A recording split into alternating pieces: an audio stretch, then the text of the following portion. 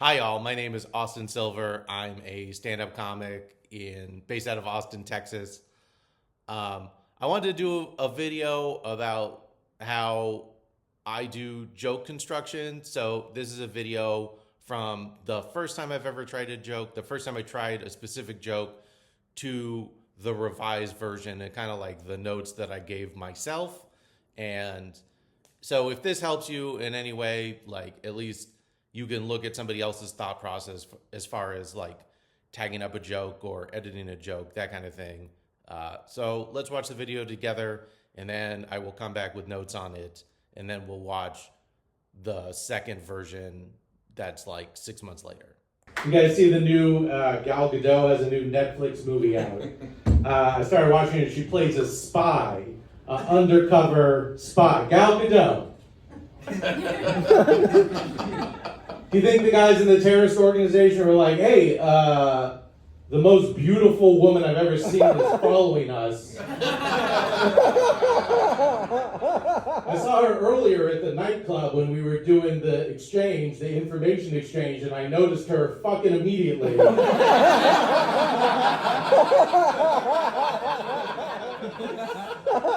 And now she's parked in a nondescript van down the street. She was wearing a black baseball cap with no logos on it. Pretty sure she's following us. Later they're like, hey, you remember that Greek myth about the sculptor who sculpted a statue so beautiful that he fell in love with it, and Venus made it a real person? I think that she's behind us.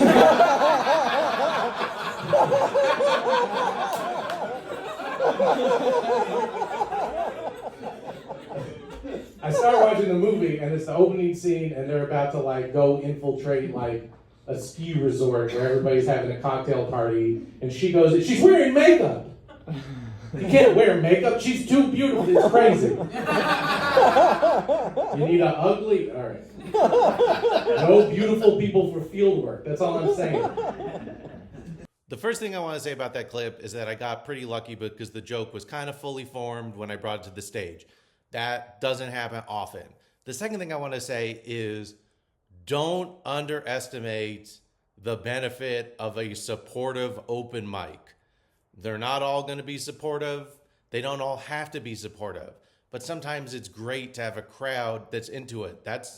Those are all comics. That's at the Lyric Hyperion in LA. I don't live there anymore, but that's a great mic. Also, you could go up late and it'll be not good because people have left. But like to have a supportive audience and to feel like you have the breathing room, to feel like that people are on your side and that they're excited to hear the joke, you can like kind of be in the pocket a little bit more than if you go to a cold room where everybody's looking at their notebooks or nobody's paying attention, or there's only 3 or 4 people there, or they hate you, or you're new in town. Like, do your best to find open mics that are sometimes supportive so you could get bits off the ground. It's underrated to have supportive mics where you don't feel the pressure to like hurry through it or whatever. That's my first piece of advice. There's going to be a bunch of clips, just kind of stuff coming to my head.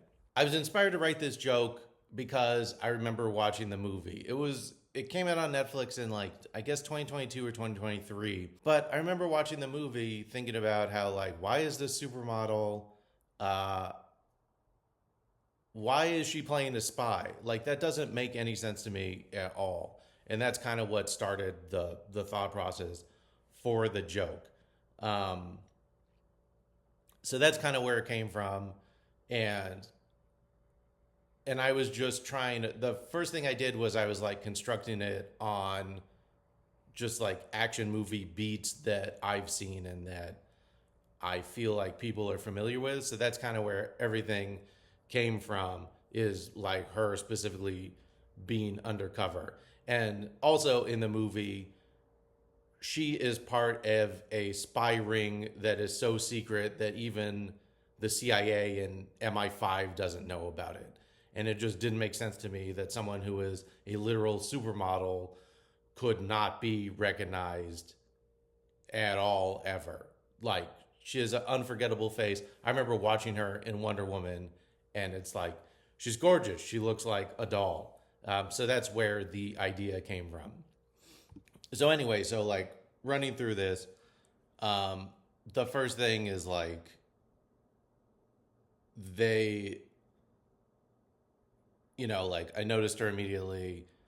It was kind of muddy when I talked about I was thinking about like action movies where they're like in a nightclub and then they go to a VIP booth and then they make a deal with whoever the, you know, like the local gangster that owns the club. So, when we were making the info drop, that got kind of muddy. I cleaned it up a little bit. This joke is like 8 months old now at the making of this video. And I'm communicating as best I can. Like, there might still be something missing, but, you know, it's there already. I noticed her fucking immediately. Lots of people talk about, Seinfeld talks about, if you have to curse to make a joke hit, then you didn't write the joke correctly.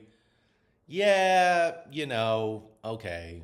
But I did it anyway. And I think it does push it better. And now she's parked in a nondescript van on the corner. Like I leave that in there in further future versions. And I think the ultimate version is now she's parked in a nondescript van across the street from our hideout. I think that's the best one. And quickly, I want to point out that wasn't in this next clip that you're going to see. It's because I was in a competition and I only had 7 minutes to do it. So I cut that out just because of time constraints. But it is in later versions. So there. And you know what? I used that version because I got a good crowd reaction. So, you know, judge me all you want. Then she's wearing a black baseball cap with no logos. Every spy movie they're always wearing like a hat. I don't think people didn't resonate with that. I think it was just me watching a ton of action movies. So I left that out in the new version. I didn't do a great job of explaining the Greek myth thing. That's Pygmalion, by the way, if you want to look it up. And I think the name of the statue is Galatea. But like I cut it down and made it a little bit cleaner. And also I added something about like them. I added another plot point just to like move the story along in the joke. That didn't actually happen in the movie, but I don't know. I said following us again after the Greek myth thing because whatever, brand new joke and I couldn't think of anything else. So that's why I added the breaking into the government building.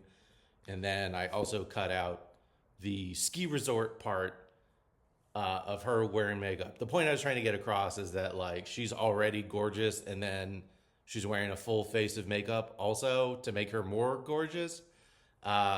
That was the thing that also didn't resonate. I just dropped it after the first time and kind of rewrote it and cut everything out. 3 or 4 months after this first video was taken, the joke was working like around the open mics. And then I did it at the San Francisco comedy competition in Oakland. And the joke, like nobody laughed. And I was like, God, this joke has been working the whole time. Like, what happened? And someone came up to me and they were like, I think nobody laughed because they didn't know who Gal Gadot was. So I did add do you guys know who Gal Gadot is? She played Wonder Woman. She was a supermodel. So let's watch the next one and you'll see where I made the improvements. There's I don't know if you guys know who this person is.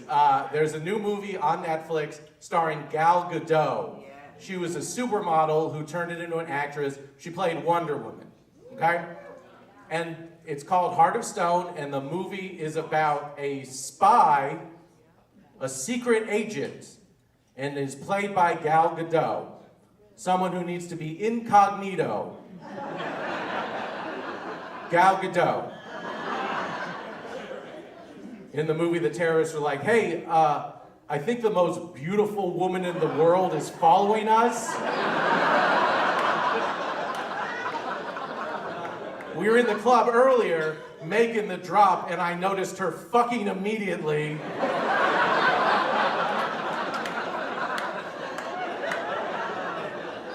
Later in the movie, they're trying to break into like a government building to hack the computers, and the security guard's like, "Hey, Chief, I know you wanted me to radio if we saw anything suspicious, but do you know that Greek myth about the sculptor who made a woman out of marble so beautiful that he fell in love with her, and Venus, the goddess of love, turned her alive so they could be together forever?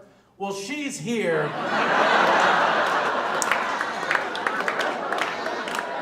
She says she's a custodian, but I'm not buying it. Thank you guys so much. I'm Austin. All right, so that was the video. That was the progression of the joke for, I mean, that's probably 8 months worth of work. One more time about open mics. Go to supportive open mics. It really helps you. It really gives you the space to like feel comfortable and be able to kind of like turn your brain on instead of just like survival mode where you're just like, oh God, everybody hates me. That comes up a lot. I had a lot of fun making this video. I do have one more clip that it's from my special that I filmed that should come out. Keep a lookout for it, whatever.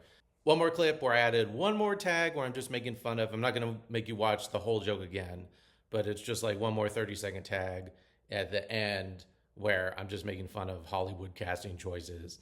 But I enjoyed it. I hope that you guys liked watching it. Please leave comments and let me know if I could approve it or if you have any questions. Okay, bye. I feel like the team in that movie would be like, all right, she's obviously too noticeable. Let's get someone in more inconspicuous. Get me Agent Shaquille O'Neal. Secret Agent Gal Gadot, captured immediately, killed immediately.